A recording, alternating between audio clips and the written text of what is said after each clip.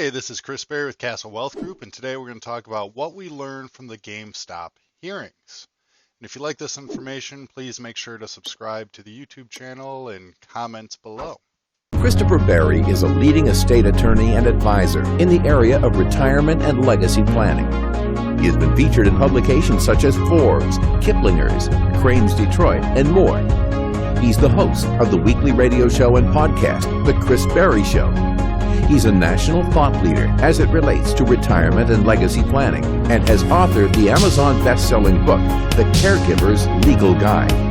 If you've been following the GameStop saga, it's been pretty interesting. A couple weeks ago, a lot of people on Reddit, which is a social interaction platform, similar to a Facebook, less about what you ate and just more about sharing ideas, sharing stories. In one of these subreddit groups called Wall Street Small Bets, there's a lot of conversations about a specific stock, GameStop. Actually, a couple different stocks. GameStop, AMC movie theaters, as well as BlackBerries. So a lot of people view these companies as kind of dinosaurs, right? Kind of like the Blockbusters of the world. But there was a Redditor, that's a person who's on Reddit, a YouTube person who actually worked in the financial industry. He worked for an insurance company. His name, there's a cuss word in it, so I'm not going to use his name, but the acronym is Deep F Value was his username. And then he also had a YouTube channel, I think it was called Roaring Kitty. Anyways, it's just talking about how he was finding value in these kind of dinosaur companies. And one thing that came out was that there was a lot of hedge funds that were shorting some of these companies. Some of the big Wall Street hedge funds, Citadel being one of them, were shorting these companies with the idea that the value or the stock was going to go down. So in Reddit, this Reddit user, DFV, we'll call him, started to show that Wall Street and the hedge funds were shorting this company, and B, there was a lot of value potentially in specifically GameStop, because gaming is becoming, it's like a sport. It's on ESPN, which is crazy to think about.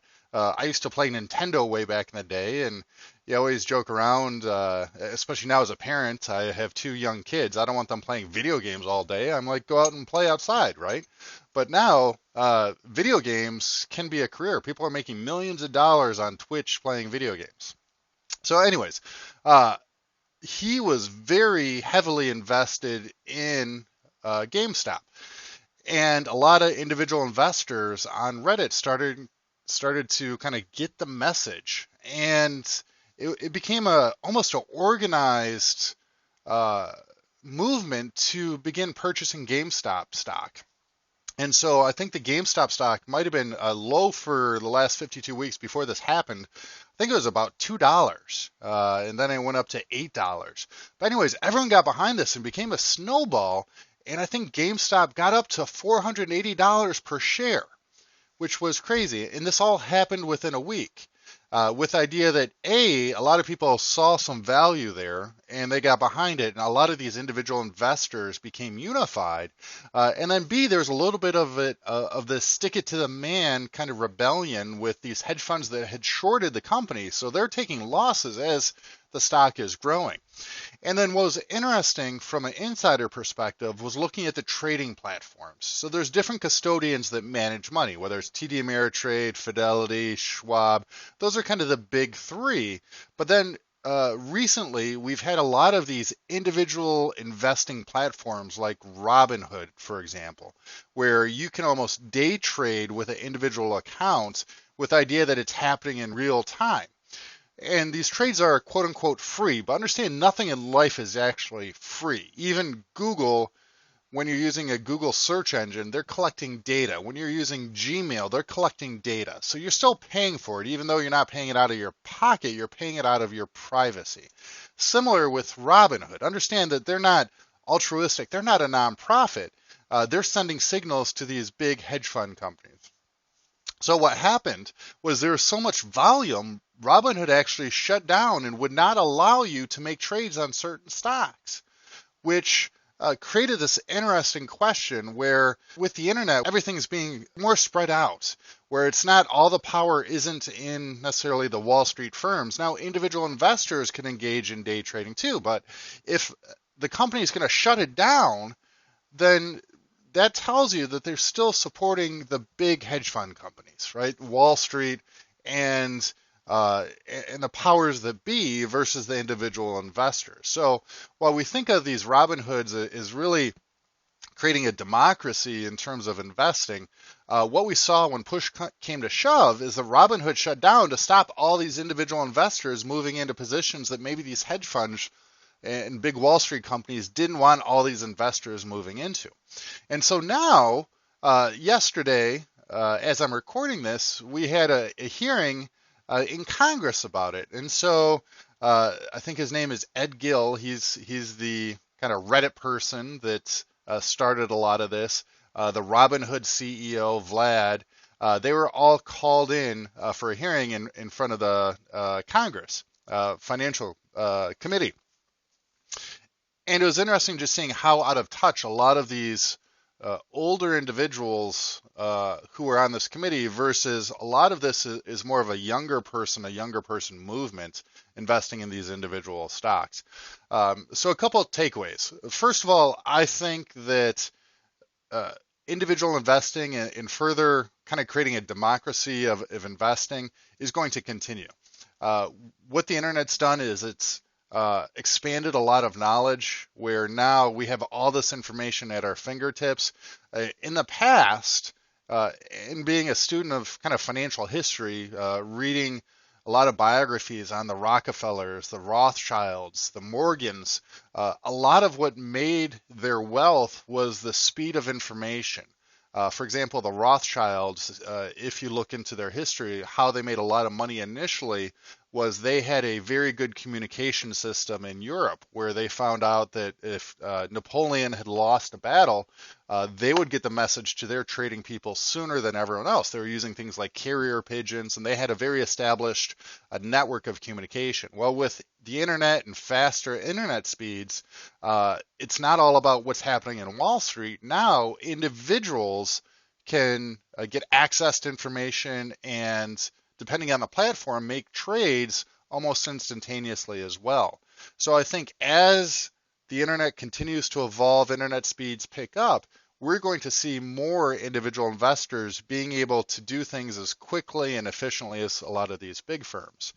And so it was interesting watching these hearings to see kind of this battle between the establishment of these big Wall Street firms, the entrenched political families versus a lot of these upstarts, these individuals. And so it's a little bit of this class battle, which really seems to be fitting into this last couple of years of looking at a lot of almost revolution to a certain extent, where people are tired of the status quo. So it's been interesting from a big power versus the individual investor looking at that interplay.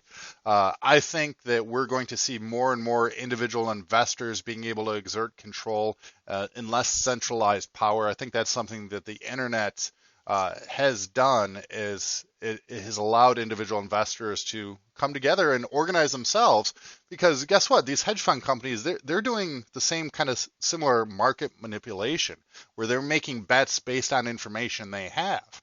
Well, now with that information spreading out, individual investors are having similar abilities to get access to information and also organize to do things like run up the GameStop stock. I don't personally think there's anything fraudulent with it. My background, my undergrad was in finance. As a lawyer, I had a lot of business law and securities law classes as part of my law school track. So just in my humble opinion, I don't think there's any fraud necessarily going on in terms of overall investing in the GameStop stock. Individual investors may have issues depending on if they have any types of licenses or anything like that. But in terms of the overall what happened, I personally don't see anything wrong. And I look at it as someone that helps people in this area. It's another indication that the markets are a little bit unpredictable. other than a handful of people who predicted GameStop stock to go from $3 to $480 within a week. That shows you some of the unpredictability of investments in the market. Not to say that you shouldn't have money in the market, but also consider there are other alternatives. And one of the important things is to have a plan. Like for a lot of my clients, as we're dealing with retirement planning, we wouldn't want to put all of our portfolio into one stock versus if you look at this Reddit group, which again is a lot of younger individuals, they have a term called YOLO. You only live once. And so you see people putting all of their savings into like a penny stock with a hope that it goes up.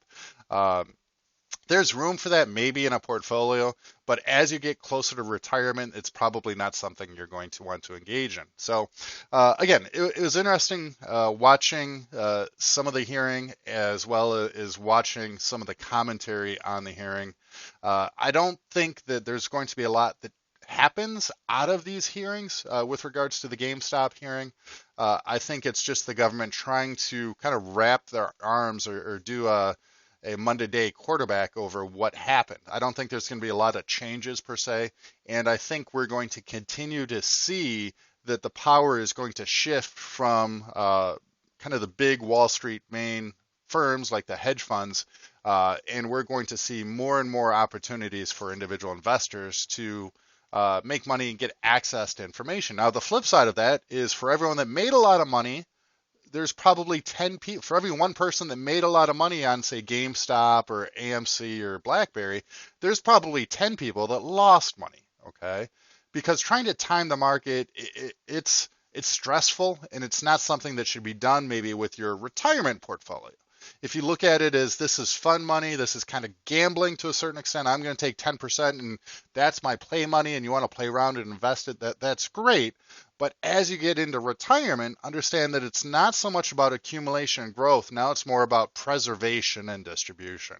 So I viewed the GameStop saga and the hearing. I was kind of sitting there watching popcorn, knowing that this isn't something that a lot of my clients are going to be involved in because they're closer to retirement.